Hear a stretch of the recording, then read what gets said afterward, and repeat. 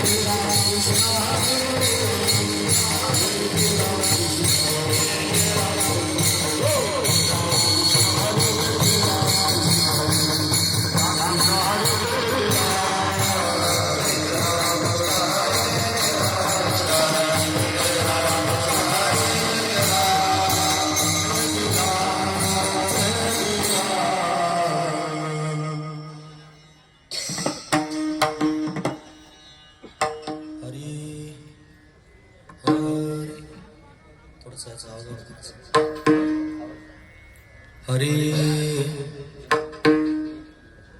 हरे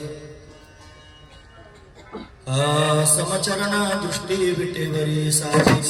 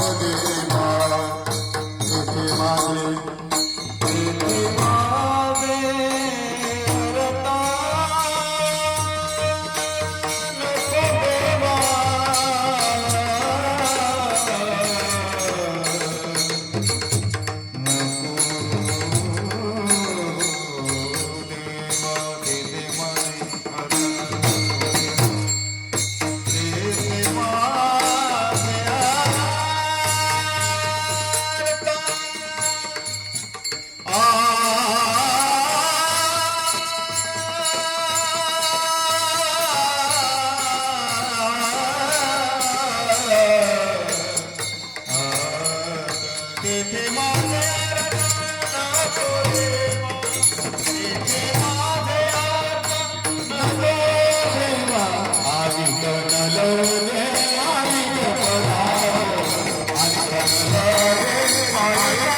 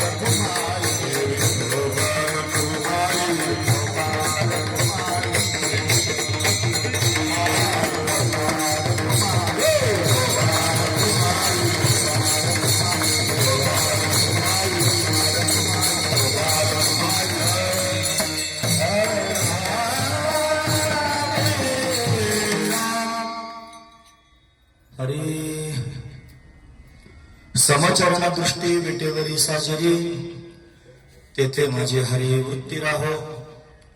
अनेक न लगे माईक पदार्थ, ब्रह्मादिक पदे दुःखाची शिराणी, तेथे दुष्चित्त जणी जडो देशी. अनेक न लगे माईक पदार्थ, तेथे माझे आर्त नको देवा. तुका म्हणे आम्हा कळले त्यांचे वर्म, जे जे कर्म धर्म नाशिवंत. अनेक न लगे माईक पदार्थ, तेथे माझे आर्त नको देवा. विठोबा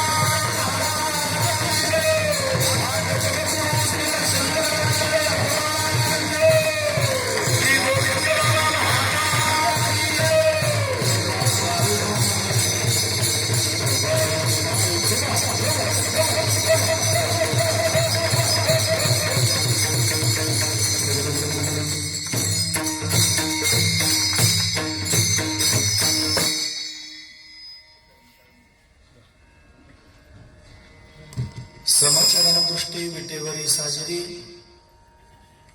तेथे माझे हरी वृत्ती राहो. अनेक न लगे माईक पदार्थ, तेथे माझे अर्थ नको देवा. प्रस्तुत प्रसंगी कीर्तन रूपी सेवेकरिता निवडलेला अभंग, जगद्गुरु जगतवंदनीय सर्वांच्या अंतकरणाचा अधिष्ठान असणारे माऊली तुकोबाराय यांचा 4 चरणांचा आणि मंगलपर प्रकरणातला आणि भगवंताकडे मागणी मागणारा अशा पद्धतीचा अभंग आहे. या अभंगामध्ये माऊली तुकोबर आपल्याला काय प्रतिपादन करून सांगतात तत्पूर्वी आपण एकदा संतांना नमन. श्री संताची माता चरणा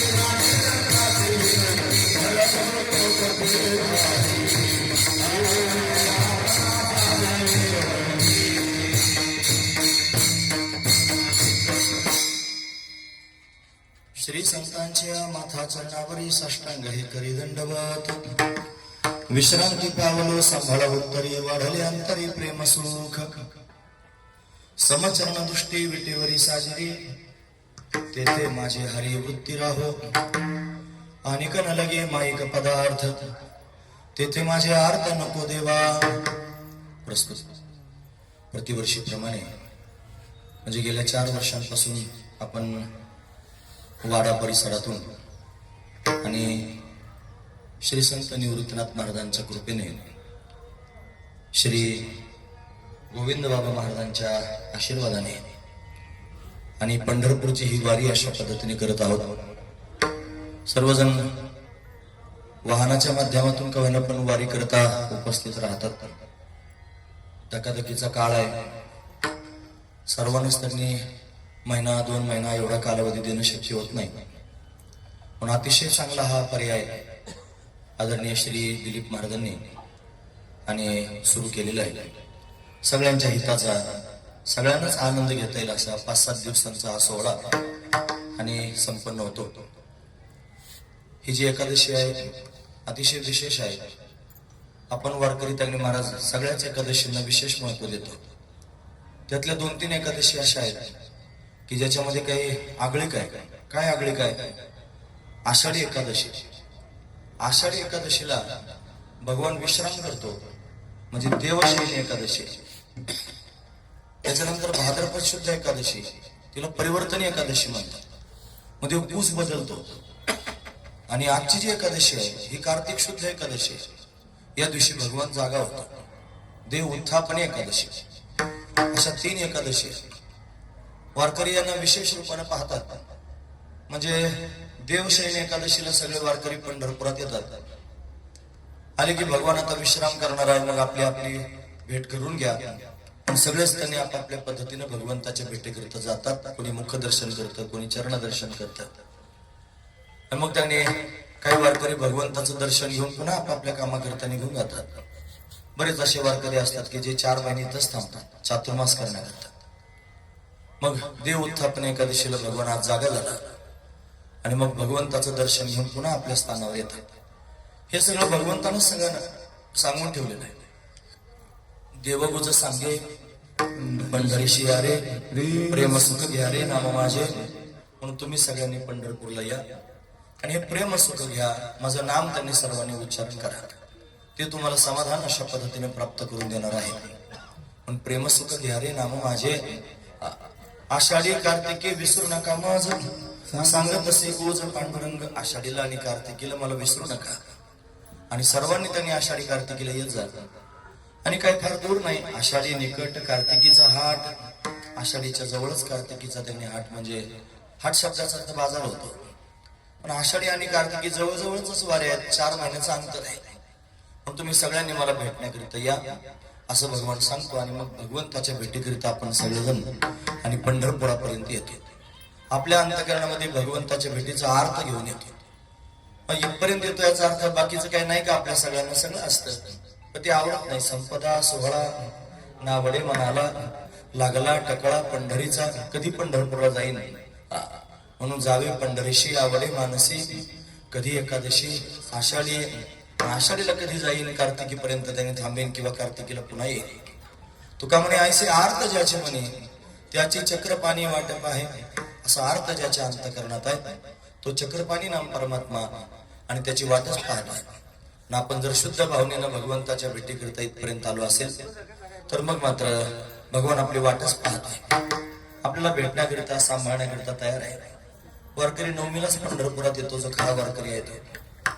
नवमीला त्यांनी येतात, दशमीचा सोहळा होतो, एकादशीचा सोहळा होतो, द्वादशीचा सोहळा होतो, त्रयोदशी चतुर्दशी होते, मग पौर्णिमा झाली की मग वारकरी आपल्या स्थानावर निघून जातो. मग अशा पद्धतीनं नवमीलाच सगळे वारकरी येतात, चंद्रभागेचं स्नान करतात, पुंडलिकरायांचे दर्शन करतात. मग भगवंताच्या दर्शनाचा अर्थ अंतःकरणामध्ये असतात.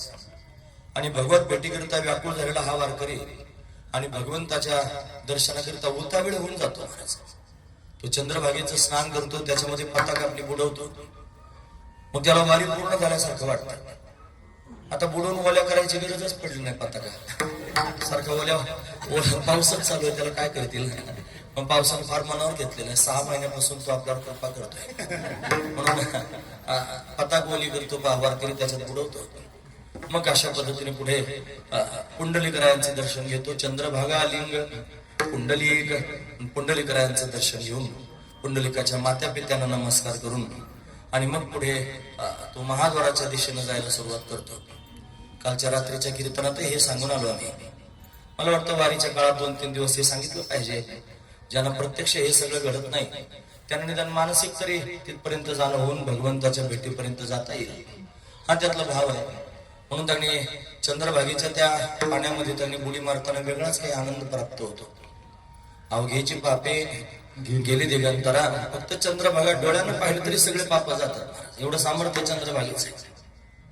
अवघ्या तीर्था सगळे तीर्थ एकाच वेळेला भेटतात. सगळे संत अवघ्या संत एक वेळ भेटी. पुंडलिक दृष्टी देखली, फक्त पुंडलिकाला लांबून डोळ्यानं पाहिलं तरी सगळ्या संतांची भेट झाल्यासारखं त्यांनी होतं.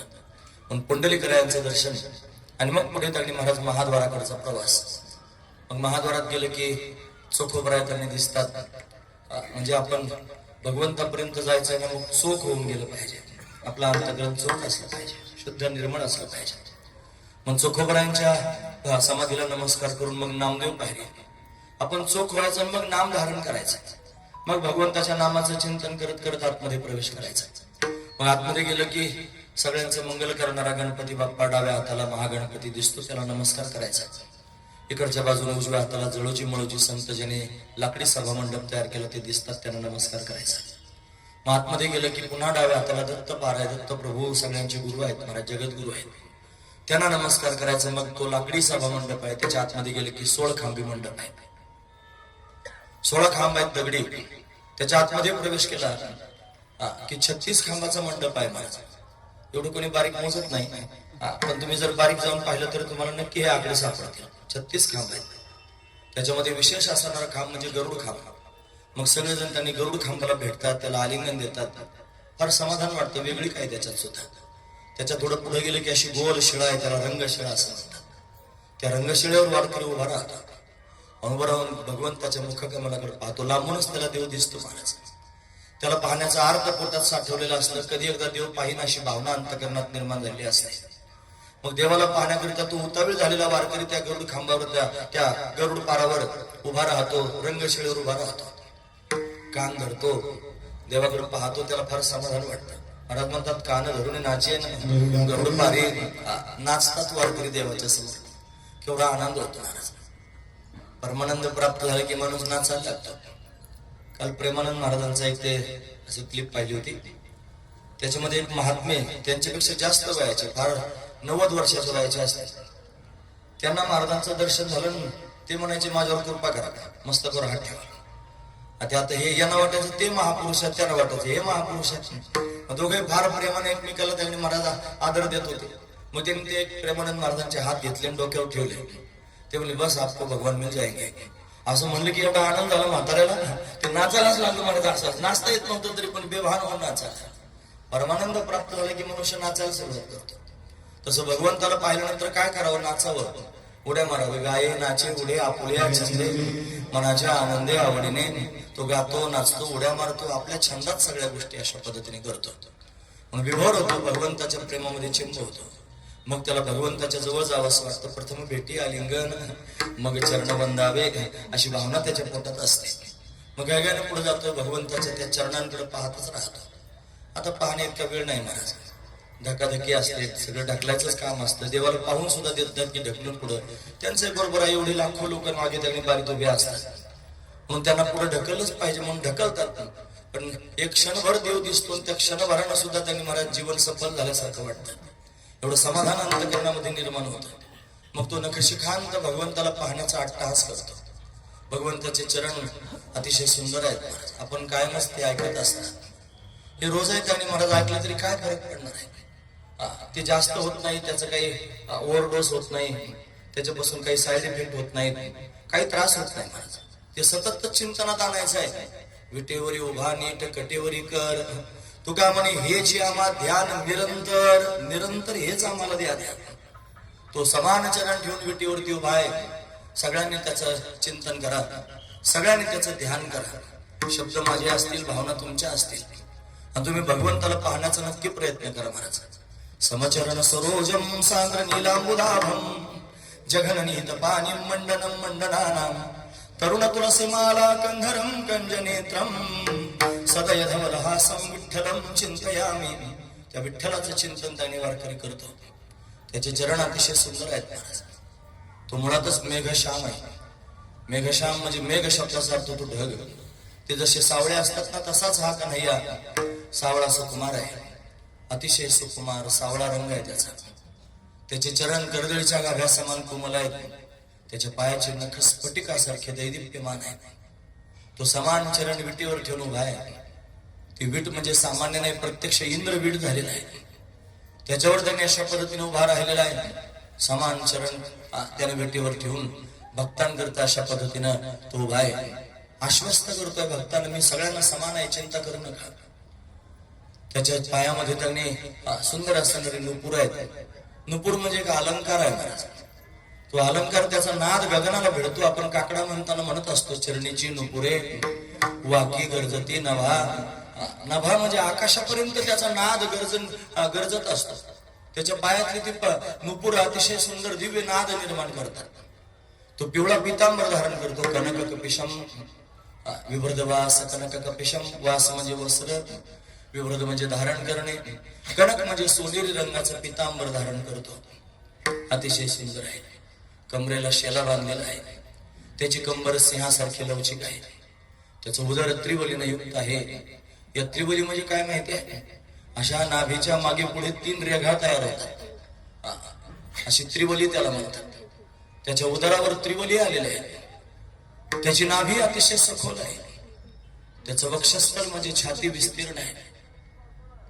त्याच्या छातीवर ब्राह्मणानं मारल्या पायाचा ठसा श्रीवत्सलांचन अतिशय सुंदर शोभून दिसत आहे. त्याच्या गळ्यामध्ये तुलसी माला, कमल पुष्पांच्या माला, वैजयंती माला त्यानं धारण केलेली आहे. भक्तांच्या प्रेमास्तव सर्व गोष्टी त्यांनी धारण करतो. अशा सुंदर माला त्याच्या गळ्यामध्ये त्यांनी शोभून दिसतात. त्याचा कंठ शंखासारखा सुंदर आहे. त्या कंठामध्ये कौस्तुभ मणी धारण केलेला आहे. त्याचा प्रकाश त्यांनी दैदिप्यमान रूपाने पसरतो आहे. त्या कौस्तुभ मण्यानं जो त्यांनी रत्न आहे, 14 रत्नांपैकी त्यांनी समुद्र मंथनातून प्रगट झालेला कौस्तुभ मणी, तो भगवंतानं कंठात धारण केलेला आहे. त्याची प्रभा काही आगळी वेगळीच आहे महाराज. अतिशय सुंदर दिसणारा हा श्याम सुंदर विटेवर उभा आहे. 2 हात त्याने कमरेवर ठेवलेले आहेत. त्याच्या मनगटामध्ये मनगटे आहेत, दिव्य अलंकार आहे. त्याच्या दंडामध्ये बाजूबंद घातलेले आहेत. एका हातामध्ये शंख घेतलेला आहे, एका हातामध्ये कमळ पुष्प आहे. शंख जर कशा करता असेल तर त्याचा शंखच असा आहे महाराज की जो सगळ्या त्यांनी दुष्टांचं हृदय विदीर्ण करून टाकतो. पांचजन्य ऋषिकेशो म्हणून त्यांनी पांचजन्य नावाचा शंख आहे. तो जर त्यानं वाजवायला सुरुवात केली की युद्ध करायची गरजच पडत नाही. जे समोरचे शत्रू आहेत त्यांचं हृदय अशा पद्धतीनं विस्फोटित होऊन जातं. म्हणून शंख हातात घेतलेला आहे. एका हातामध्ये कमळ घेतलेलं आहे, पांडुरंगाच्या हातात एक कमळ आहे. देवाला विचारलं कुणीतरी, देवा हे कमळ का रे हातात धारण केलंस, तू भोगी आहेस का? भोगाची लक्षणं सांगितली. सुगंधम वनिता वस्त्रम गीतम तांबूल भोजनम शय्याच कुसुमम जैव भोगाष्टकमुदाहृतम. 8 प्रकारचे भोग आहेत त्याच्यात. सुगंध किंवा कुसुम म्हणजे त्यांनी फूल हे भोगात मोडतात. तू भोगे आहेस का हातात फूल घेऊन उभा राहिलास? तो म्हणला नाही. मग हातात फूल कशाला घेतलं? तो म्हणतो माझे भक्त माझ्यावर फार प्रेम करतात, मला जेव्हा पाठ त्यांनी अशा पद्धतीनं प्रेम करून माझ्या भेटीची अपेक्षा करतात, त्यांच्या अंतःकरणामध्ये उत्कट भाव निर्माण होतो आणि तो भाव त्यांनी प्रगट झाला आणि तो ओसंडून वाहू लागला की मला चैन पडत नाही. मला त्या भक्तांच्या समोर प्रगट व्हावं लागतं. मग त्या भक्तांच्या समोर प्रगट झालं की काय करू आणि काय नको असं मला होतं. मग काय करावं, मला त्या भक्तांची पूजाच करावीशी वाटते. माझं ऐन वेळेला पूजेचं साहित्य कुठून आणायचं? म्हणून हे जे कमळाचं फुल आहे ना, कायमस्वरूपी हातात घेऊनच ठेवतो. असा कोणी भक्त दिसला आणि त्याच्या समोर प्रत्यक्ष प्रगट व्हायची बारी आली की प्रगट होऊन त्या फुलानं त्याच्या मस्तकावर ठेवून त्या भक्ताची पूजा करतो. अशी भक्ताची पूजा करण्याकरिता कमळ हातात घेतलेला आहे. हे कमळ सामान्य नाही, ते समुद्रातून प्रगट झालेलं आहे म्हणा, त्याच्यातून कमला प्रत्यक्ष प्रगट झालेली आहे म्हणा. या कमळानं माझी लक्ष्मी मला प्राप्त करून दिलेली आहे. म्हणून त्या कमळाचे त्यांनी अशा पद्धतीने धन्यवाद करण्याकरिता ते कमळ कायमस्वरूपी हातात धरलेलं आहे की तुझ्यामुळे मला लक्ष्मी प्राप्त झाली कमला, म्हणून कमळ हातात घेतलेला आहे. असा सुंदर असणार तो कन्हैया 2 हात त्यांनी कमरेवर ठेवून उभा राहिलेला आहे. त्याच्या मुखकमलाची आभा काही आगळी वेगळीच आहे. त्याची हनवटी अतिशय मोहक आहे, त्याचे कपोल म्हणजे गाल अतिशय दिव्य आहेत, त्याची नासिका म्हणजे नाक सरळ आहे, त्याच्या भोया धनुष्याकृती आहेत, त्याचे डोळे कमळा समान आनंददायक आहेत, त्याचं उंच असणारं कपाळ आहे, त्या कपाळावर त्यानं मलयागिरी चंदन लावलेलं आहे, त्याच्यावर केशराची उटी दिलेली आहे, त्याच्या आवडीचा बुक्का त्यानं कपाळाला लावलेला आहे. अतिप्रिय आवडे तुळशी बुक्का, फार प्रिय आहे मला त्याला तुळशी बुक्का, म्हणून तो स्वतःच कपाळाला तो बुक्का लावतो आहे. ती तुळशी त्याला फार प्रिय आहे आणि असा त्याने बुक्का कपाळाला शोभून दिसतोय. त्याच्या मस्तकावर सोनेरी रंगाचे कुरळे केस आहेत, त्यानं मोर मुकुट धारण केलेला आहे. त्याच्या मस्तकावर तो मुकुट अतिशय सुंदर शोभून दिसतोय. तो मोरपंख बरंच काही सांगून जातो. तो त्याने मदन मान मर्दन लीला केल्याचं प्रतीक आहे. कामदेवाचा अभिमान त्यांनी घालून त्याचं मानवर्धन केल्याची लीला भगवंतानं केली, त्याचं प्रतीक आहे तो मोरपीस त्याला मस्तकावर धारण केलेला आहे. फक्त मोरपीस धारण केलं असं नाही, त्याच्या मस्तकावर त्यानं भगवान शंकराला धारण केलेलं आहे. महादेवाची पिंड भगवंताच्या मस्तकावर आहे. भगवान शंकर त्यांनी आद्य वारकरी आहेत. ते वारी करण्याकरिता नंदीवर बसून भगवती पार्वती गणपती बाप्पांना घेऊन त्यांनी येतात. जे मार्गीचा कापडी महेश अजूनही, म्हणून भगवान शंकर अजून कापडी ज्या मार्गाचे आहेत ते महावैष्णव आहेत आणि पंढरीची वारी करण्याकरिता येतात. त्रिशूळ डमरू घेऊन आला गिरिजेचा कांत, तो गिरिजेचा कांत त्रिशूळ डमरू घेऊन भगवंताला पाहण्याकरिता येतो.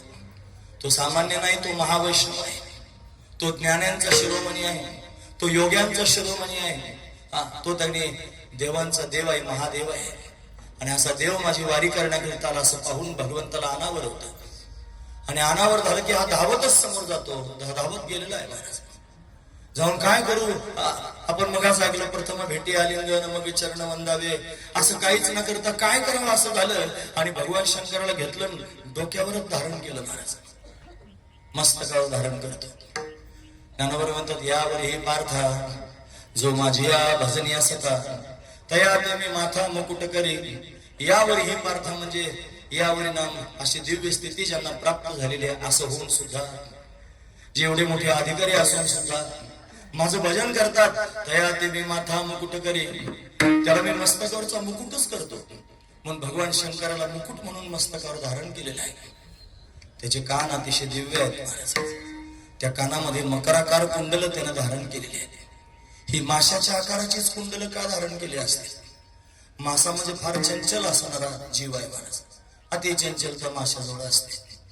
आणि भगवंताला सुद्धा अनेक भक्त आहेत, कोट्यावधी एवढे त्यांनी भक्त भगवंताचं चिंतन करतात. मग त्या सगळ्या भक्तांचे गाणे ऐकायचे, मग एका एकाच ऐकता ऐकता त्यांनी युग संपून जातील. मग काय करावं? मग जेवढे भक्त त्यांनी महाराज त्याच्या समोर त्यांचे गाणे सांगतात, अर्थ भाव प्रगट करतात, तेवढं सगळं एकाच वेळेला ऐकण्याकरिता त्याच्याकडे थोडी चंचलता पण असली पाहिजे. तो चतुर असला पाहिजे, चंचल असला पाहिजे, त्याचे कान सगळ्यांपर्यंत पोहोचले पाहिजे. मग तो जगाला त्यांनी सांगतो, हे बघ माझे कान एवढे चंचल आहेत की मी तुमच्या सगळ्यांचं ऐकू शकतो, एकाच वेळेला सर्वांचं ग्रहण करू शकतो. म्हणून मकर कुंडले तळपती श्रवणी कानामध्ये कुंडल घातलेली आहेत आणि ते माशाच्या आकाराचे असणारे कुंडल आहेत. अनन्यता कोणाचं ऐकतो? माशासारखे जे अनन्य आहेत ना त्यांचंच ऐकतो. हा मासा पाण्याबरोबर फार अनन्य असतो महाराज. हा पाण्यातून जर बाहेर काढला तर तो जिवंत राहू शकत नाही. पाणी हे त्याचं जीवन आहे. पण माशाकडून अनन्यता शिकली पाहिजे. मग कोणाचं ऐकतो? जे त्याच्या ठिकाणी अनन्य झालेले आहेत त्या भक्तांचं कानानं ऐकतो. मग ती सांगण्याकरिता माशाच्या आकाराची कुंडल कानात घातलेली आहेत. असं दिव्य असणारं भगवंताचं रूप आहे. त्याचे ओठ कुंदर फुलासारखे लाल आहेत. त्याचे दात रत्नांची ओळी ठेवल्यासारखे सुंदर दिसत आहेत. तो स्मित हास्य करतोय. तो गंभीर मुद्रेमध्ये आहे आणि भक्तांकरताच उभा आहे. त्याने समान चरण विटेवरती ठेवलेले आहेत. त्याची समान दृष्टी त्याने भक्तांकडे त्यांनी टिकून आहे. दोन हात कमरेवर ठेवलेले आहेत. हात कमरेवर ठेवण्याचं कारण, समान चरण ठेवण्याचं कारण, समान दृष्टी ठेवण्याचं काही कारण आहे. समान चरण ठेवण्याचं कारण तुम्ही सगळ्यांनी या, कुणी या, तुम्ही ज्ञानी असा, अज्ञानी असा, तुम्ही श्रीमंत असा, तुम्ही गरीब असा, तुम्ही शिकलेले अडाणी कसे असा, तुम्ही फक्त मला शरण या. मी सर्वांना समान सामोरं आणि उभा आहे. सगळ्यांना पोटात घेण्याकरिता तयार आहे. मी पुंडलिकाला वचन दिलेलं आहे, मूढ पापी जैसे तैसे उतरिका से लावून या. त्यानं मला म्हणल्याबरोबर पुंडलिका दिलावर करुणा कर विठ्ठले. मग त्यांना वरदान पुंडलिकाला दिलेलं, जे जशी येतील त्यांचा मी स्वीकार करेन. म्हणून सगळ्यांकरता समान आहे. म्हणून चरण समान ठेवून उभा आहे. दोन हात समान कमरेवर ठेवलेले आहेत. का बरं कमरेवर हात ठेवले असतील? महाराज म्हणतात, भक्ता भवलक्षण जघन प्रमाण दावितो. भक्तांना त्यांनी भवलक्षण जघन सगळ्या भक्तांना गाते श्रोते आणि पाहते, चतुर विनोदी दुष्यंते, सोहम भावी पूर्ण ज्ञाते, या सकळा ते विनवनी करा विठ्ठल स्मरण, नामरूपे अनुसंधान, भक्ता भवलक्षण जघन प्रमाण दावितो. असं असणारा भगवान भवसागर तरता कार्य करीतसा चिंता, पहिलं उभा दाता कटिकर ठेवून या, त्याचे पायी घाला मिठी, मोलने घे जगजेठी, भावा एकासाठी खांदावा हे आपुल्या. पण फक्त भाव त्याच्याजवळ घेऊन जायचं. तो भाविकांकरताच उभा आहे महाराज. म्हणून तो त्याने प्रत्यक्ष विटेवरती उभा आहे. समान चरण ठेवले, समान हात कमरेवर ठेवलेले आहेत. आणि तो समान हात ठेवण्याचं कारण आपण पाहतो. तो भक्तांना सांगतोय, भवलक्षण कमरे एवढाच आहे, तुम्हाला भवसागर चिंता करू नका, या माझ्याकडे. प्रमाणम भवाब्धैरिदम मामकानाम नितंब कराभ्याम धृतो येण तस्मात्. आदि शंकराचार्य वर्णन करून सांगतात की तो दोन हात कमरेवर ठेवून सगळ्या लोकांना सांगतोय, प्रमाणम भवाब्धे. भवाब्धी म्हणजे भवसमुद्र. त्याचं प्रमाण एवढंच आहे, कमरे एवढं, चिंता करू नका, मला तुम्ही सर्वांनी शरण या. म्हणून त्यांनी दोन हात कमरेवर ठेवून उभा आहे. अजून एक हात ठेवण्याचं कारण आहे, तो सगळ्या भक्तांची वाट पाहत आहे. वाट पाही उभा भेटीची आवडी, कृपाळू तातडी उता वेळ. म्हणून त्यांनी भेटीची आवड आहे त्याला भक्तांच्या, पण भक्तांची वाट पाहत. बापा माझा दीनानाथ, वाट भक्तांची पाहत. तो दीनानाथ आहे, सगळ्या जगाचा बाप आहे, पण भक्तांची वाट पाहतो महाराज. पण दोन हात कमरेवर ठेवून वाट पाहतोय. तो हुरहुर त्यांनी पाहतो, कधी माझे भक्त येतील आणि कधी मी त्यांना डोळे भरून पाहिन. त्याला सुद्धा भक्तांना पाहण्याकरिता फार आस लागलेली आहे. असा असणारा हा भगवान भक्तांची वाट पाहतोय.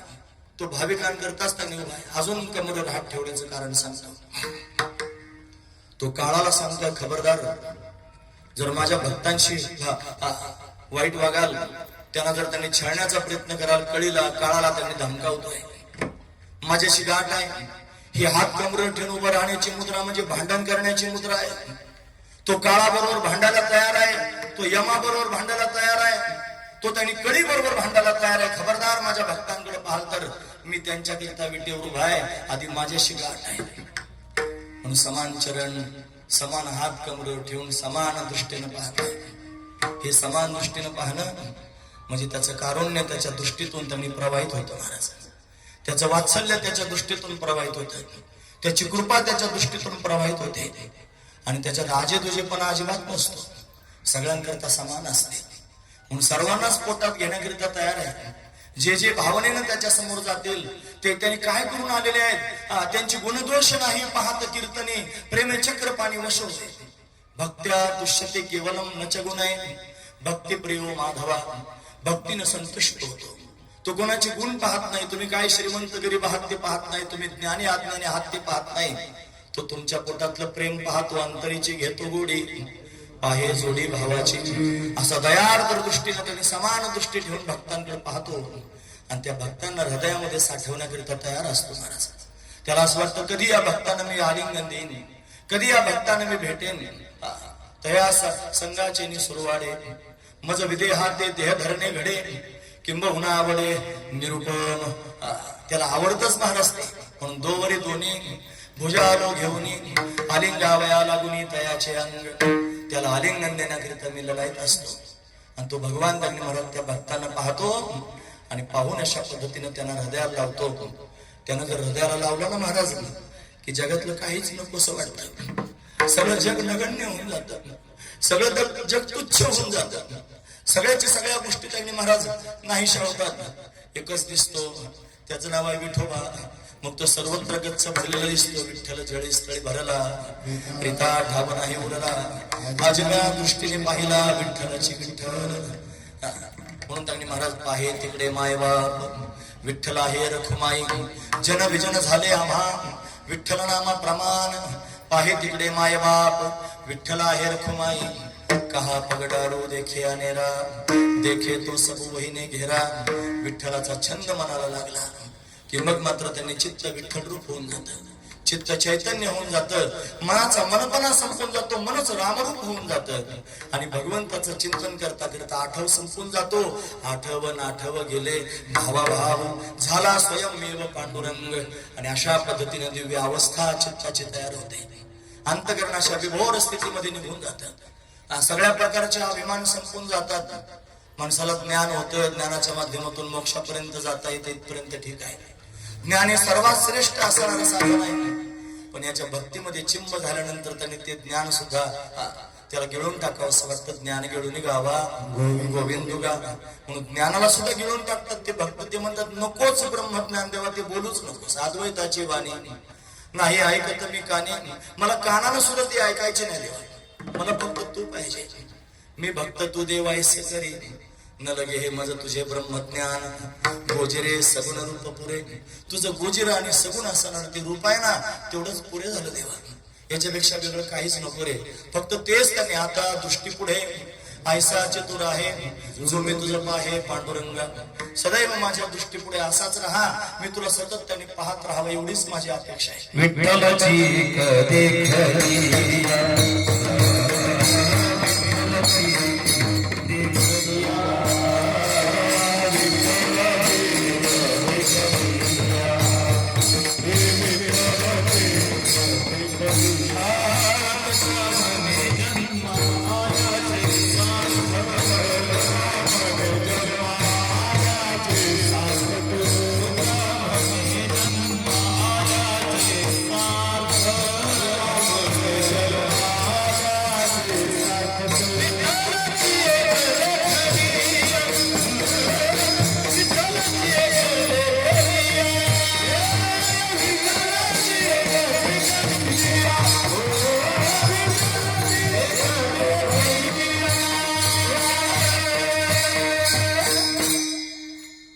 जन्मालाचं सार्थक विठ्ठलाला पाहण्यातच आहे माझं. पण अशा पद्धतीने सगळे भक्त विठ्ठलाला पाहतात आणि असे भाव पोटामध्ये तयार होतात. जग सगळं नगण्य होऊन जातं पण त्याच्या चरणांजवळ त्यांनी स्थिर व्हावं वाटतं. तेव्हा सगळ्या खटखटी बंद व्हाव्या. तू कसा उपाधी वेगळे तुम्ही निर्विकार, काहीचा संसार तुम्हा नाही. ऐसे मज करून ठेवा नारायणा, समूळ वासना नुरवावी. निसंग तुम्हासी राहणे एकट, नाही कटकट साव येत. तुका म्हणे नाही मिळो येत शिळा, रंगाशी सकळ स्फटिकाची. जसं तू निसंग आहेस देवा तसं सगळ्या जगापासून निसंग होऊन त्यांनी असं वाटतं माझी वृत्ती फक्त तुझ्या समान चरणांच्या ठिकाणी लागून राहावी. तुझी ती समान दृष्टी त्यांनी माझ्यावर सदैव त्यांनी कृपेचा वर्षाव करत राहावे. तू विटेवर त्यांनी समान शरण ठेवून समान दृष्टी ठेवून उभा आहे आणि तिथंच त्यांनी माझं मन जडून राहा.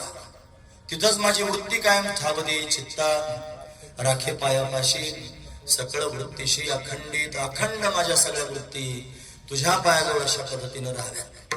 तुझं चिंतन अखंड घडावं चिंतनाची जोडी हाची लाभ घडो घडी पण हाच माझा लाभ आहे जीवनातला. मला जगातलं दुसरं काहीच नको. माझी एवढीच अपेक्षा आहे की तुझ्या त्या दिव्य असणाऱ्या स्वरूपाच्या ठिकाणी माझी वृत्ती कायमस्वरूपी टिकून राहावी. पण हे पांडुरंगा तुझ्या दरबारामध्ये तुझ्या या पावन भूमीमध्ये मी आलेलो आहे. तुला मी शरण आलेलो आहे. मला आता तुझ्याशिवाय दुसरा कोणी नाही. मायबाप बंधुजन तुझी सोयरा सज्जन तू माझं सर्वस्व आहेस.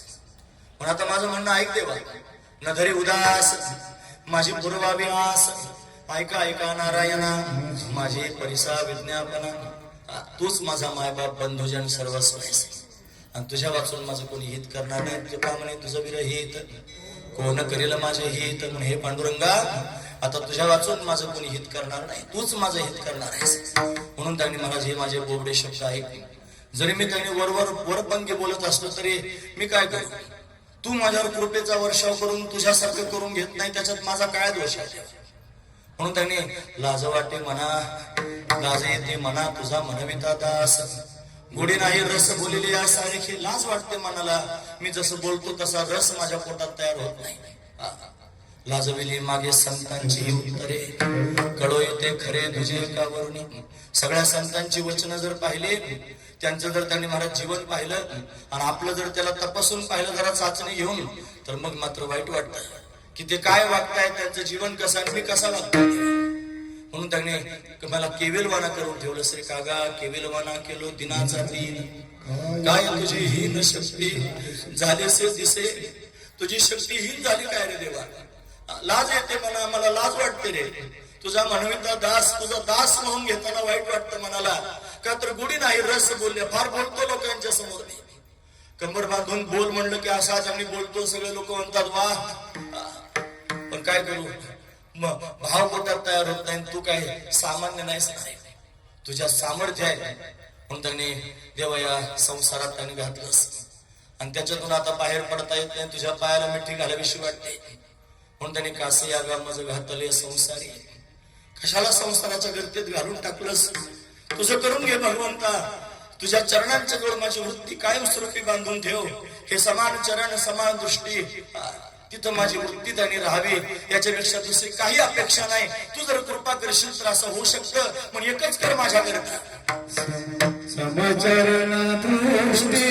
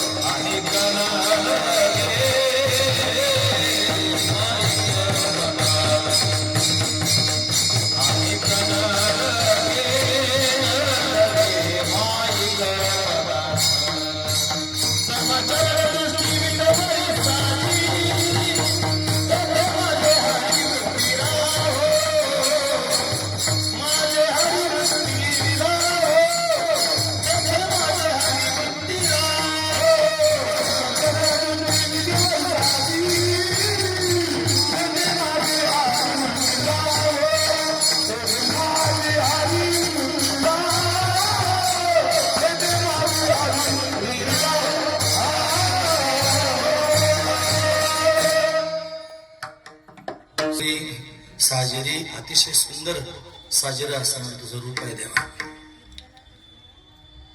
सगळं जग त्याच्यावर वळून टाकावं असा दिव्य असताना तुझा महिमा आहे.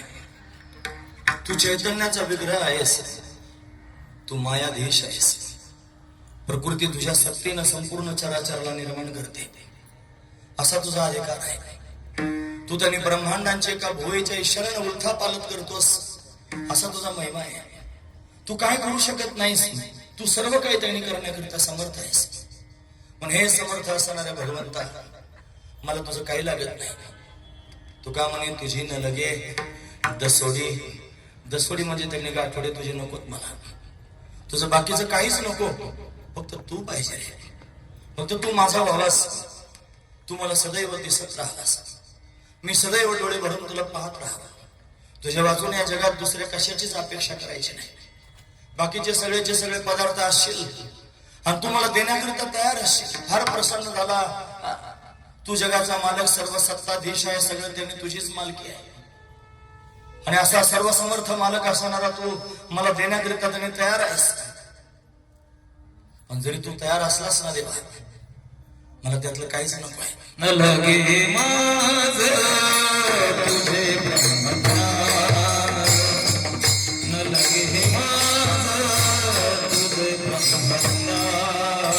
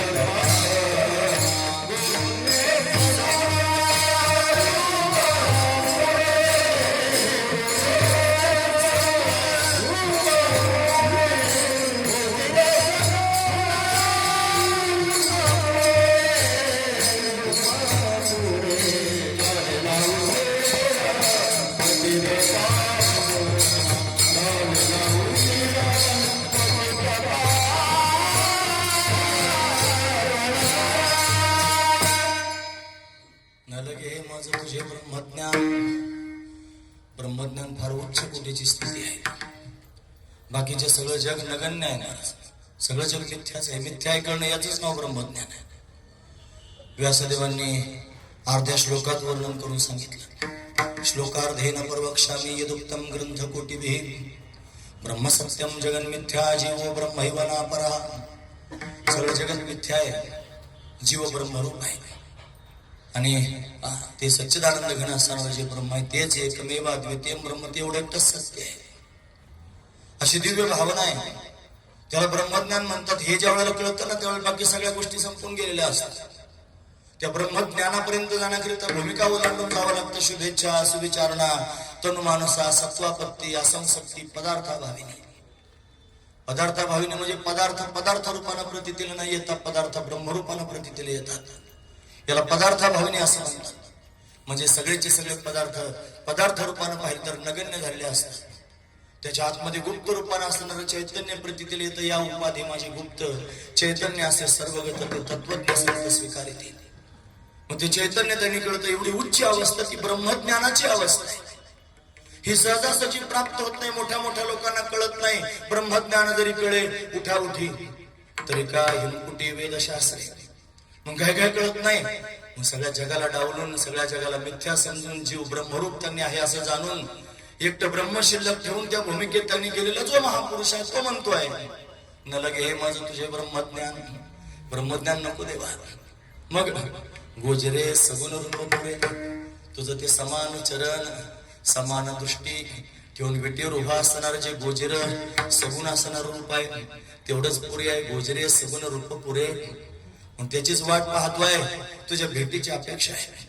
तू यावास असं वाटतं म्हणून लागला उशीर. पतित पावना गेलासी वचना विसरून. तू पतितांना पावन करणार आहेस. वचन विसरलास की काय रे देवा. तुझ्या भेटीची आस आर्त अंतकरणामध्ये आहे, हा भाव आहे माझा. म्हणून जगातलं काहीच नको आहे. हे तू जर प्रसन्न होऊन मला देण्याकरिता तयार असशील, या मुद्द्यावर आपण होतो. आणि तू जर त्यांनी जगातला सगळा पसारा माझ्या नावावर लिहून देणार असशील, मला ब्रह्मदेवाचं पदही प्राप्त करून देशील, विश्वबीजाचा साठोबा. तो जरी विश्वबीजाला संपूर्ण विश्वाला निर्माण करणारा त्यांनी वैभव त्याच्याकडे असलं तरी सुद्धा तो पुनरावृत्तीच्या मापाशी झाला. त्याला सुद्धा परत पुनरावृत्तीच्या मापाला यावं लागतं. ब्रह्मदेव झाला म्हणजे काय झालं? शत एक जन्मा जन्मोनी ब्रह्मकर्मा करीतोची ब्रह्मा आननो हे. 100 जन्म ब्राह्मणाचे घ्यायचे आणि निर्दुष्ट ब्रह्मकर्म करायचं. मग तो ब्रह्मदेवाच्या पदापर्यंत त्यांनी जाऊ शकतो. बिनचूक ब्रह्मकर्म करायचं, मग ब्रह्मदेव होऊ शकतो. असा ब्रह्मदेव त्यांनी फार श्रेष्ठ जरी असला आणि त्याचं पदही तुम्हाला देण्याकरिता तयार झाला असला तरी मला नको देवा. या सगळ्या गोष्टी मला नको आहेत. तुझ्या समोर काय रे? तुझ्या समोर अनेक ब्रह्मदेव त्यांनी नतमस्तक झालेले आहेत. तू ब्रह्मदेवाच्या मानाचं मर्दन करण्याकरिता अनंत ब्रह्मांडातले ब्रह्मदेव आणून उभे केले. तू आला आणि वासर गोवळ तुझ्या समोर आणून उभे केले आणि विनंती करायला लागला, देवा हे स्वीकारा. रागाने तू त्याच्याकडे पाहतोस, त्याचा रुष्ट झालेला आहेस. मग त्यानं कबुली दिली, देवा मला असं वाटत होतं की तू माझ्या सृष्टीतला एक सामान्य जीवजंतू आहेस, पण हे तुझं वैभव पाहिल्यानंतर, हजारो ब्रह्मदेवांना पाहिल्यानंतर आज मला कळलं तू माझ्या सृष्टीतला जीवजंतू नसून मीच तुझ्या सृष्टीतला एक जीवजंतू आहे. म्हणजे ब्रह्मदेव म्हणजे माझ्या भगवंताच्या सृष्टीतला एक सामान्य असणारा जीवजंतू आहे. जीवपणा ठेवून ब्रह्मदेव जरी झाला तरी काय झालं महाराज? म्हणून त्याने निर्माण केलेलं हे विश्व आहे, त्याने निर्माण केलेली ही सृष्टी आहे. ही सगळी सृष्टी त्याने तुझ्या सत्तेनं चालते. तू मायाधीश आहेस आणि तुझ्या मायेने या सगळ्या गोष्टी प्रतीतील येतात. माया शब्दाचा अर्थ जर पाहायचा ठरला, जी नाहीच माया ती माया. मला घटित घटना पतयसी माया, जे नाही ते दाखवते तिचं नाव माया. मग अशी असणारी ती माया, जे नाही तेच आपल्या समोर दिसतंय. नाही त्याची कैसे झाले रे खेळिया, नाही त्याची दिसू लागले रे अरूप होते ते रूपासी आले, जीव शिव नाम पावले रे. असं त्यांनी जे नाहीच ते दाखवायला अट्टहास करते ती माया. आणि सगळेचे सगळे पदार्थ डोळ्यासमोर त्यांनी आहेत, हे सगळे मायावी आहेत, बेगडे आहेत, हे स्वप्नासारखे आहेत. म्हणून त्यांनी ते जाणारेच आहेत, त्यांना अस्तित्वच नाही. ते त्यांनी महाराज नाहीतच. ही माया तुझ्यावर अध्यस्त आहे, तू तिचं अधिष्ठान आहे. आणि अध्यस्त पदार्थ अधिष्ठान रूप असतो. ती अनादी आहे, भावरूप आहे. ती त्यांनी स्वाश्रय आहे, स्वविषय आहे. ती जरी अनादी असली, ती भावरूप जरी असली, ती तुझ्या आश्रयाला जरी असली आणि तुला विषय जरी करून तुला झाकत असली तरी तिला अस्तित्व नाही. देवा अस्तित्व तुझंच आहे. अस्तित्व, भातित्व, प्रियत्व तुझे आहेत महाराज.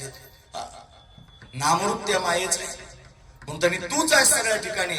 हे नामरूपात्मक जगत त्यांनी कशाला दाखवतोस आम्हाला? आवरे आवरे आपली माया, आम्हा का भया भीत गेले. कशाकरिता आम्हाला भीती दाखवतोस देवा? ही माया तुझी आवरून घे.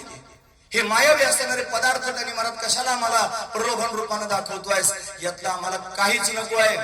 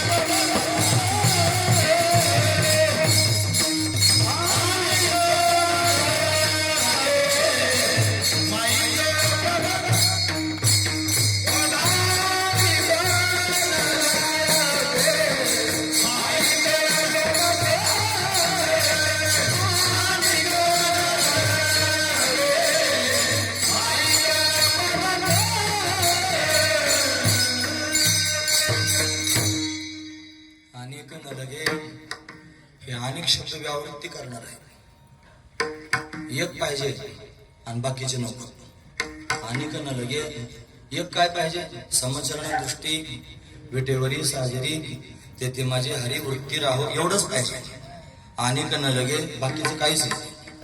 काय नको? माईक पदार्थ, हे जे माईक पदार्थ मायेपासून तयार झाले जे पदार्थ आहेत ना देवा, ते नकोच. सगळे बिगडे आहेत रे. ते फक्त दिसतात, चमकतात. जसं शुक्तीवर रजत प्रतितली येतं, जसं रज्जूवर सर्प प्रतितली येतो, तसं त्यांनी महाराज जसं स्थानवर पुरुष प्रतितली येतो, तसं त्यांनी महाराज हे संपूर्ण जगत मिथ्याच आहे. म्हणून शुक्तीवरील रजत पाहता डोळा दिसे, रज्जूवरी भासे मिथ्या सर्प. हे जसं खोटंच त्यांनी दिसतं की नाही, तसंच हे लटकच आहे महाराज. लटिका व्यवहार सर्व हा संसार वाया निरधार हरिवेद. सगळे लोक म्हणतात महाराज, रोज नेटानं म्हणतात, खरंच म्हणतात महाराज. पण लटकं कोणी समजत नाही त्या व्यवहाराला. कंबर बांधून बुवा बोलायला लागलो त्याला फार अवसान येत. त्याला वाटतं मी म्हणजे फार शहाणा झालो, तुमच्या समोर बोलायला लागलो. इथून गेला की तो व्यवहाराला सत्य समजूनच व्यवहार करतो. तो तरी काय फक्त शहाजोगपणा सांगायला काय लागतं? लटिका व्यवहार. पण तुकोबारांना कळालं महाराज.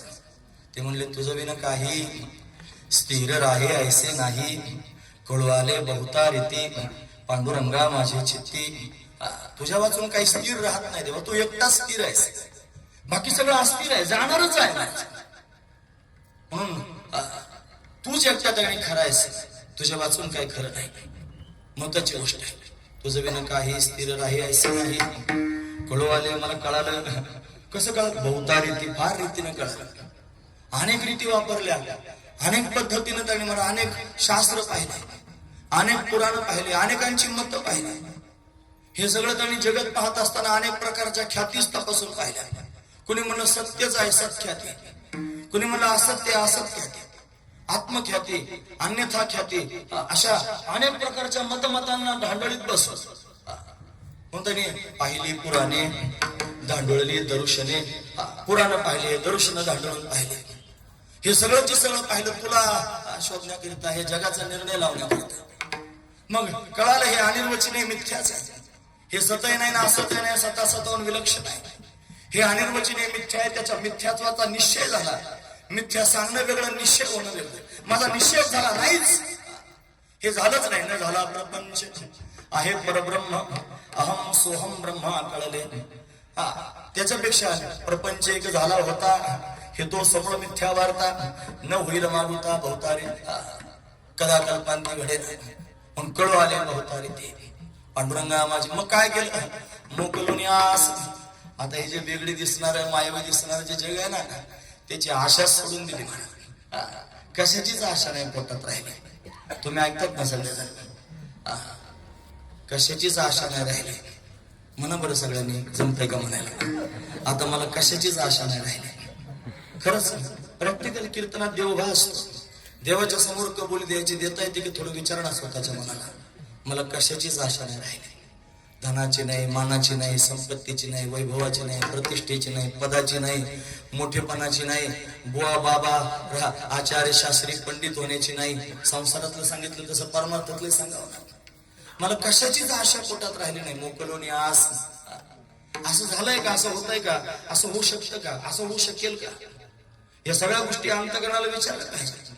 आणि जर होतच नसेल तर नुसतं अभंग म्हणण्यात काय तात्पर्य आहे? समजण्या दृष्टी ते विटेवरी साजरी ते माझी हरिवृत्ती राहू म्हणून काय तात्पर्य आहे? मला झालं पाहिजे ना ते होणं गरजेचं. तुका म्हणे आयसे झाले वाचून करणे तो शिन वाटत असेल, शिनच आहे महाराज. म्हणून असं झालं पाहिजे का? तर तुका म्हणे तुझी खरा येर वाहुगा पसारा, हा फक्त पसाराच आहे. तू एकटाच खरा आहेस देवा. म्हणून मोकलवून याची सगळी आस टाकून दिली. काहीच आशा पोटात राहिली नाही. आता मला कोणी चांगलं म्हणावं, माझ्या कोणी पाया पडावं, मला कोणी बाबा म्हणावं, बुवा म्हणावं, मला माझ्या मुलांनी सांभाळावं, बायकोनं फार प्रेम द्यावं, मला फार संपत्ती प्राप्त व्हावी, मी लोकांवर फार छाप करून घ्यावी, लोकांनी 10 वेळा माझं नाव घ्यावं. कोणत्याच प्रकारची आस पोटात राहिली नाही का? एकच आस आहे, समाचरण दृष्टी विटेवरी साजरी तेथे माझी माझी वृत्ती तिथं राहावी, एवढंच माझं म्हणणं आहे. बाकी काहीच नको. काय होणार आहे? लोक चांगलं म्हणून काय होईल? कितीतरी लोकांना लोक चांगले म्हणतात, उलट चांगलं म्हणल्यावर नुकसान होतं. खरं सांगतो, लोक चांगलं म्हणायला लागले की फुगा येतो, मग अहंकार बळावला जातो, त्याचा जीवपणा बळकट होतो आणि मग त्यांनी महाराज आधोगत दिला जातो, परत जन्माला यायला कारणीभूत होतो अहंकार. लोकांना चांगलं म्हणलं तरी घोटाळाच होतो. मग कशाला चांगले म्हणतात हे लोक? ते म्हणतात त्यांना आवडतं म्हणून म्हणतात. तुला जे की आवडण्याची संबंधी सोयीनं धरावी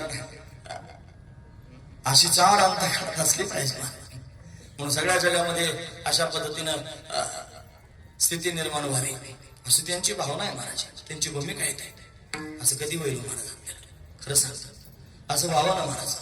असं झालं ना तर त्याच्यासारखा भाग्यवान कोण आहे महाराज? देवा तुझं काहीच नको, तुझ्याकडून काहीच नको, आणि न लगे आणि तुझ्या वाचून न लगे, काहीच न लगे माईक पदार्थ. तिथं माझा अर्थ जाऊ, माझ्या मनात इच्छाच निर्माण होऊ देऊ नकोस. तेथे माझे अर्थ नको देवा, नकोच ते अर्थ.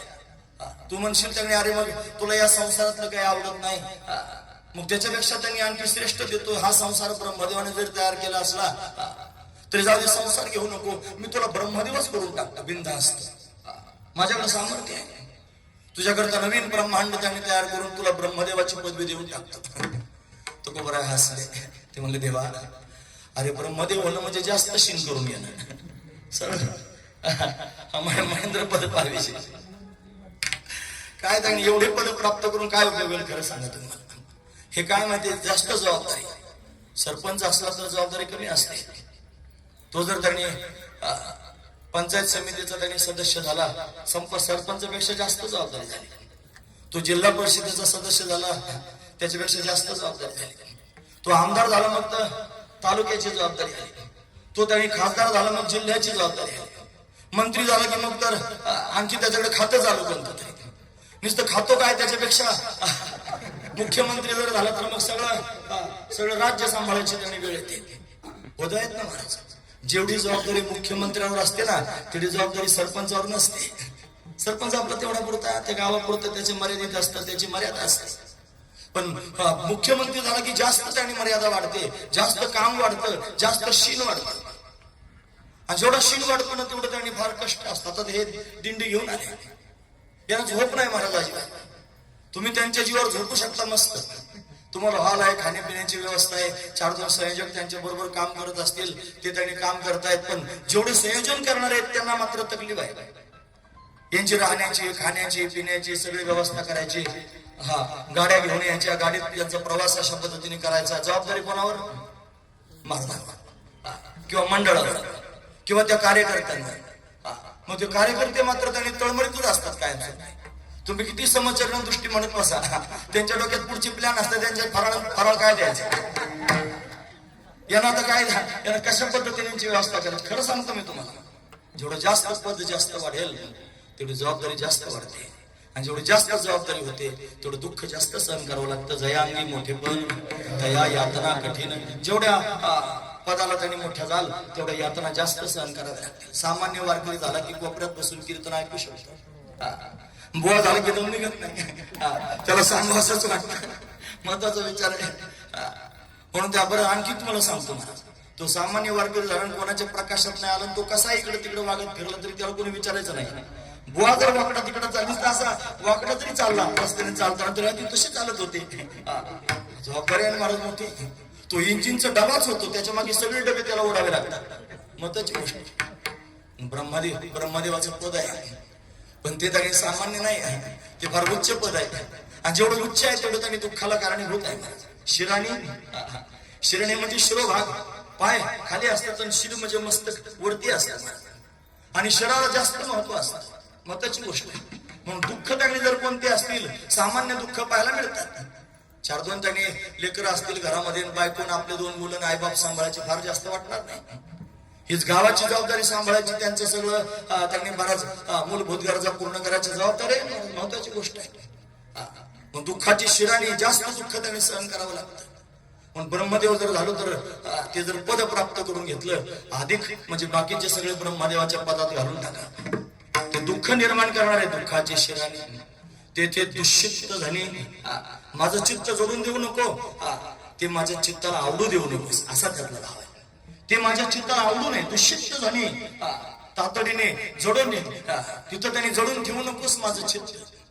ते चित्त तिथून बाजूला काढ. माझ्या मनामध्ये ते सुद्धा मिळवण्याची अपेक्षा निर्माण होऊ देऊ नकोस. मला फक्त एकच अपेक्षा आहे की तुझ्या चरणांची त्यांनी सेवा घडावी.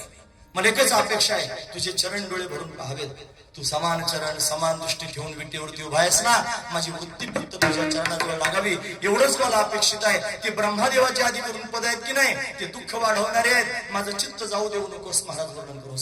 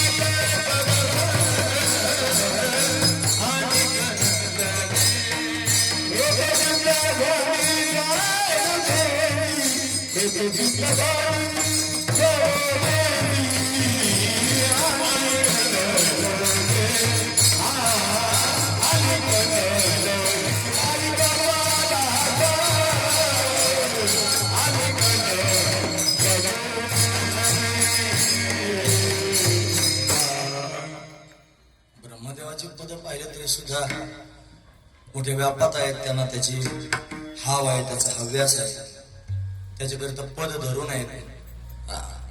मला जो आनंद तुझ्या चरणाजवळ प्राप्त होतो ना देवा, तो आनंद ब्रह्मदेवाला नाही प्राप्त होत, त्याला नाही प्राप्त व्हायचा. आणि त्याने घेण्याचा प्रयत्न केला तरी तू त्याला देत सुद्धा नाही. तो आला सुद्धा सगळ्यांमध्ये खाली मान घातली वर हात केला. तू सांगून टाकलं सगळ्यांना वाकुल्या ब्रह्माधिकार, त्यांना वाकुल्या दाखवा देऊ नका, ते त्याचे अधिकारी नाहीत. मग त्यांना ते मिळत नाही. आणि काही नवलाभ केला, काला वाटिता विधाता ठकविला. ब्रह्मदेवालाच फसवलं. मग त्याचा मुलगा आहे तो. मुलावर किती प्रेम असलं पाहिजे आहे की नाही. मुलाकरता काही करण्याकरिता मनुष्य तयार होतो. हे छोटे छोटे लेकरं महाराजांच्या मगापासून आपण पाहतो. त्याने एक देव दिलाय महाराज त्याने घेऊन. ते म्हणतात देव पाहिजे, नवा पाहिजे, नवा आणून दिला, नवा देव पाहिजे. म्हणून त्याने मुलं फार प्रिय असतात माणसाला. मग ब्रह्मदेव त्याने भगवंताचा मुलगा आहे आणि तो फार प्रिय असला पाहिजे, पण त्यांना दिला महाराज काला. ते म्हणले तुला नाही देणार. का? तू आपला त्यांनी संसाराच्या गर्दीत अडकलेला आहे. तुला पदाची अपेक्षा आहे, फार उंच पद तुला प्राप्त करून घ्यायचं आणि तुला ते फार आवडतंय. बस पदातच तिकडं. माझे भोळे बाबडे बघ, यांना काही पदाभेदाची आवश्यकता नाही. ज्यांना काहीच आवश्यकता नाही त्यांना स्वतःच पद देतो महाराज. हरिपद प्राप्ती भोळ्या भाविकाशी. बस हरिपदच प्राप्त करून. सगळ्यांनाच अपेक्षा आहे पदाची. सगळ्यांना आशा पटात भरलेल्या आहे. हे निस्वष्टशतम शतदशशतम लक्षम सहस्राधिपा लक्षे शक्षति पालकां क्षतिपतिश्चक्रे शतां वांछति चक्रेश पुनरेंद्रदाम सुरपतीर ब्रह्मा पदम वंचती ब्रह्मा शैव पदम शिव हरिपदम आशावधीन गोगता. सगळ्यांच्या स्फोटात आशा आहे हरिपदापर्यंत जाण्याची. मग हरिपद कोणाला प्राप्त होईल? भोळ्या भाविकासी. हरिपद प्राप्ती भोळ्या भाविकासी. भोळे बा कशाची अपेक्षा करू नका. आता ते हरिपद प्राप्त करण्याकरिता जर जाणीवपूर्वक भोळे झाले तर तो सुद्धा भोळा नाही म्हणत. नाही तर हरिपदाच्या प्राप्तीकरिता भोळा झालो म्हणला मग तू ठग भोळा आहेस. तू ओरिजिनल भोळा भोळाच असतो. हा महत्वाचा विचार आहे. त्याच्या ठिकाणी त्यातला काही भावच नसतो. त्याला नकोच असतात. हे बाकीचे बा भोळे आहेत. तो भोळा ओरिजिनल असणारा भोळा. तू का म्हणे भोळा जिंकू जाणे कडे काळा. तो भोळाच कडे काळाला जिंकू शकतो. फार महत्वाची गोष्ट आहे. अशा भोळ्या भाबड्या पाहुण्यानं भगवंतापर्यंत गेलं पाहिजे आणि शुद्ध अंतकरणानं म्हणलं पाहिजे देवा काहीच नको रे तुझं. का नको? हे कोण म्हणेल का नको? हे सगळं मला नको असं कोण म्हणेल? ज्याला वर्म कळलं ना तोच म्हणेल. जो जगताला सत्य समजतो आहे, ज्याच्या दृष्टीने जगताला फार महत्व आलेलं आहे आणि तो त्याने महाराज त्याला महत्व आल्या कारणाने त्याच्यातच गुंडाळून राहतो.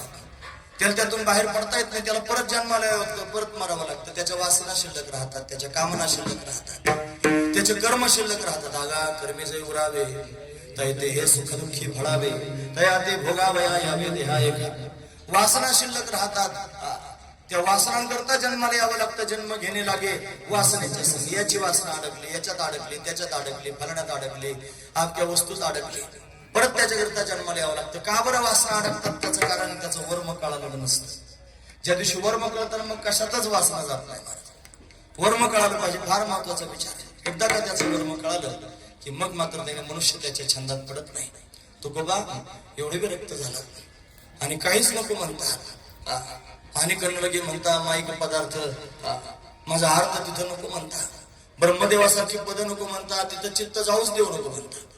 तिथं चित्त जोडू देऊ नको असं म्हणता. असं सगळं तुम्ही त्यांनी म्हणता का? काय झालं असं? काय तुम्हाला कळत? ते म्हणजे मला त्याचं वर्म कळा. तुका म्हणे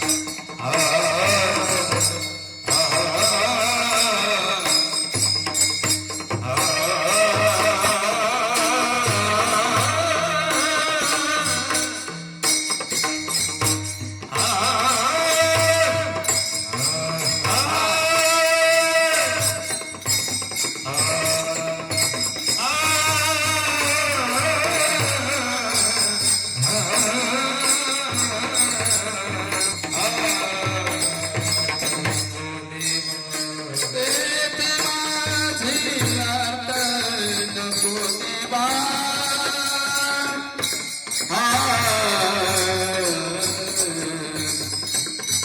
देते माझे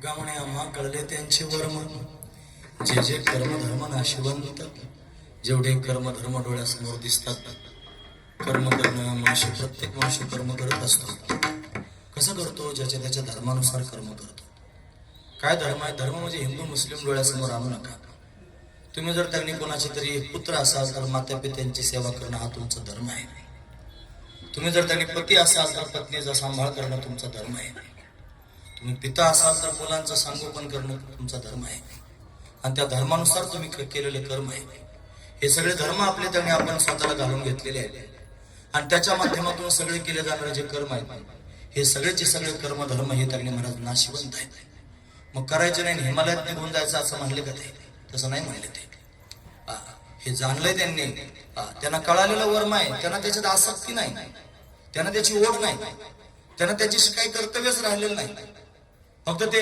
आले भागात ते करीतो त्यांच्या भाग्यानं आलेलं आणि ते करतात ते म्हणून ते त्याच्यावर मस्त आहेत ते टाकून द्यायला नाही सांगितले ते टाकून देणं म्हणजे पळकुटीपणा होईल ते टाकून देणं म्हणजे भित्रेपणा होईल मग टाकून नाही दिलं त्यांनी भगवंताने अर्जुनाला संन्यास नाही घ्यायला लावला भगवंताने अर्जुनाला युद्ध करायला लावलं तू युद्ध कर अर्जुना धनुष्य घेऊन उठ असं काय त्यांनी कार्पण्य दोषानं ग्रस्त झालास मोहानं पीडित झालास उठ युद्ध कर म्हणून त्यांनी कर्म करायला सांगितलं म्हणजे त्याला आपलंसं करून टाकलं मग सावळा सकंकनो बाहू बसरो आणि दक्षिणो आलिंगिला स्वशरणो भक्तराज हृदया हृदय एक झाले ए हृदयचे ते हृदय घातले द्वैतन मोडता केले आपण ऐसे अर्जुना द्वैत तसंच ठेवलं आणि आपल्यासारखं करून टाकलं महाराज म्हणून त्यांनी अशा पद्धतीनं द्वैत घालवायचं नाही भावात द्वैतम सदा कुर्यात क्रियात द्वैतम न करी हे चित्त शंकराचार्य म्हणतात भावाद्वैत कायम असावं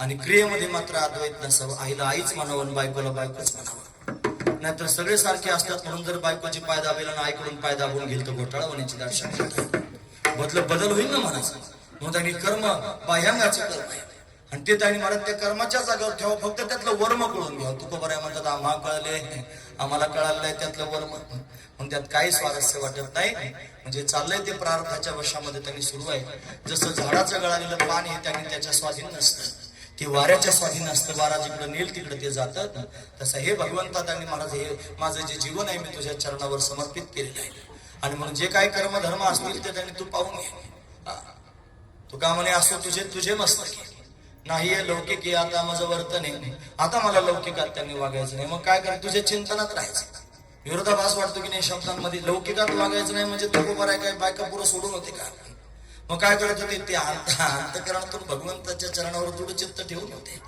महत्वाची गोष्ट अशी अवस्था मला चित्त ह्या भगवंताच्या चरणाजवळ ठेवण्याची प्राप्त होती हा त्याचा मला त्याचा वर्म कळालेला आहे ते वर्म ज्याला कळालं तर बाकीच्या सगळ्या गोष्टींना नगण्य करतो आणि भगवंताचं चिंतन करत राहतो आणि भगवंता माझं चित्त तुझ्या पायावर त्यांनी राहावं माझे चित्त तुझे पायी राहे ऐसे करी काही धरून या बाह्य भारी दातारा चतुरातु शिरोमणी कशाला म्हणले होय हे चतुरातु शिरोमणी म्हणायची काय गरज आहे आधी म्हणले माझे चित्त तुझे आता लगेच म्हणले चतुरातु शिरोमणी का म्हणले म्हणजे मी जरी बोलत असलो तरी तुला कळतं ना माझं म्हणणं खरं का खोटं मताचा मुद्दा आहे मी जरी बोलत असलो ना तुला कळतं तू समर्थ चतुर आहे फक्त चतुर नाही चतुरांचा शिरोमणी आहे म्हणून लावण्याची गाणी मुकुट सगळा म्हणे धन्य तुझी विठोबा मग तू कृपा कर म्हणून त्याने माझ्या हृदयात अशा पद्धतीने वास्तव्य कर तूच त्यांनी ह्या मायेचा पाश तोडून टाक, थोडी आशा पाश तरी वासर जाईल.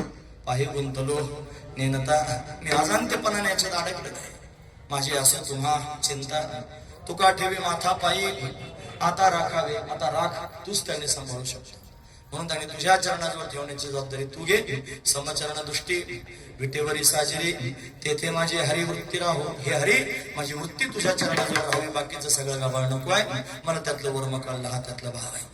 अभंग चिंतना करता निवडण्याचं कारण एवढंच होतं की भगवान पांडुरंग परमात्मा या पंढरीतून आज देव उत्थापन एकादशीच्या दिवशी संत पंढरीत जाण्याकरिता निघालेला आहे. काल पण एकादशी होती, आज पण एकादशी आहे. काल स्मार्त एकादशी होती, आज भागवत एकादशी आहे. आपण वारकरी होतो, आपण भागवत एकादशी स्वीकारतो, पण काल पण एकादशी होतीच महाराज.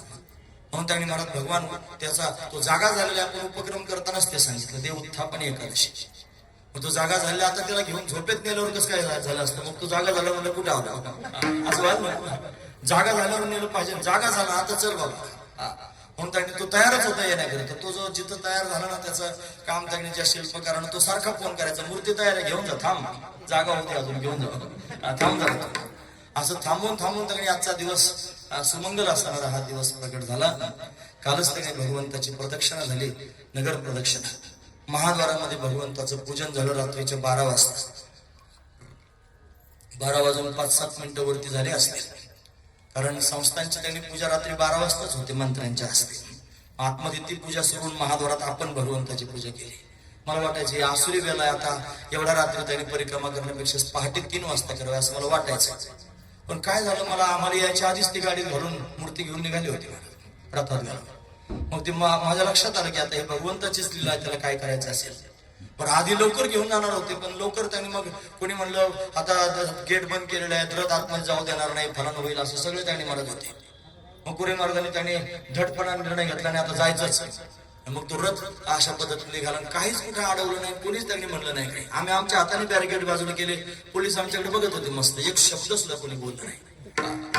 मूर्ती त्यांनी महाद्वारापर्यंत अशा मूर्ती नेणं सोपं नाही नव्हतं महाराज. तुम्ही दर्शन घेतलं त्या मूर्तींचं, तरी सुद्धा त्यांनी भगवंताची लीला त्याला सर्व काही करता येतं.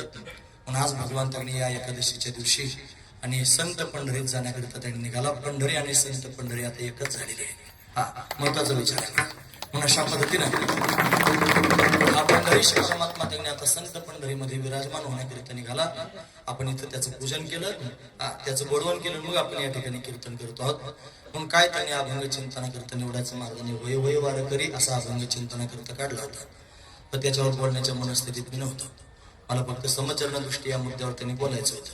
पण डोळे भरून भगवंताला त्यांनी पाहायचं होतं. मला सुद्धा तुम्हाला पण पाहायला लावायचं होतं. तुम्ही पाहिलं असेल त्या भगवंताला पाहणं फार गरजेचं आहे महाराज. इथं आल्यावर दुसरं काय करणार आहात तुम्ही? आणि एवढं निवांत त्याला पाहणं कधी घडेल? तुम्ही जरी गेलात दर्शनाला बारीला लागून तरी 2 मिनिटात, तुम्हाला 2 मिनिटं कशाला लागतात? 2-3 सेकंदातच तुम्हाला ढकलून दिलं जातं. कधी पाहणार? म्हणून असं हे पाहून तरी होतं निदान तुम्ही त्यांनी भगवंताचं दर्शन अशा पद्धतीने करू शकता. मागच्या वर्षी हे सांगितलं होतं, मला आठवत आहे. असू द्या, अशा पद्धतीने भगवंताचं चिंतन घडावं म्हणून त्यांनी हा 8 तास अशा पद्धतीने झालेली सेवा भगवंताच्या चरणी समर्पित करू. आणि कोण कोण या वृत्तीवर आहे, भगवंताच्या चरणाजवळ कोण स्थिर होण्याकरिता लयत आहे, मोठ्या प्रेमाने त्यांचं चिंतन करून पुढील प्रसंग करू. हे ज्ञानेश्वर माऊली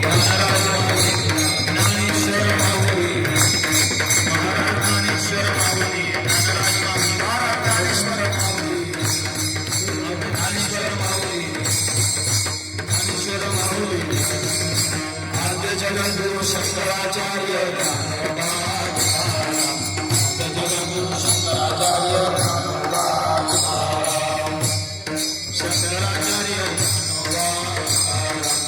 जगद्गुरु शंकराचार्य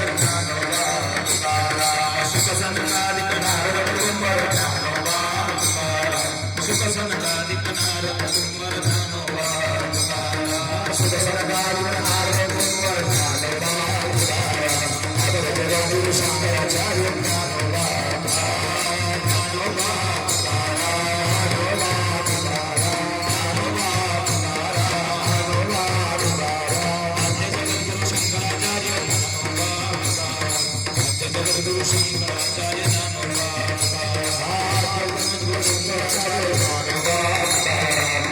जगद्गुरु शंकराचार्य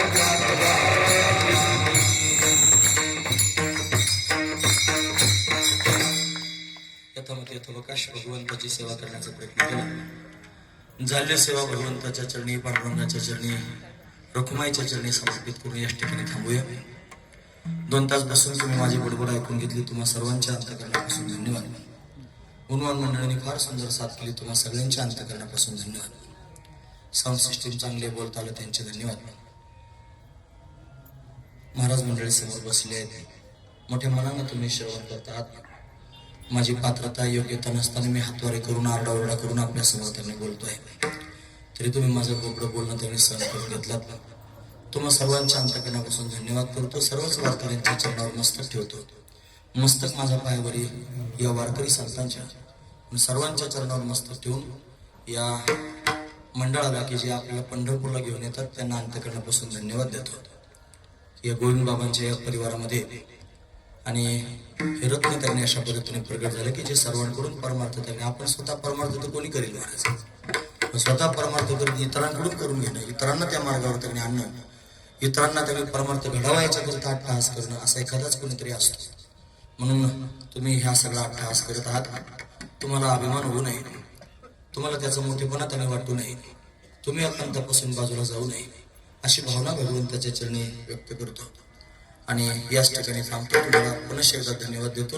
चाल झालीच आहे सगळे धरून मोठ्या प्रेमानं भगवंताचं चिंतन करतो. ते कसं, हे विठ्ठल जय जय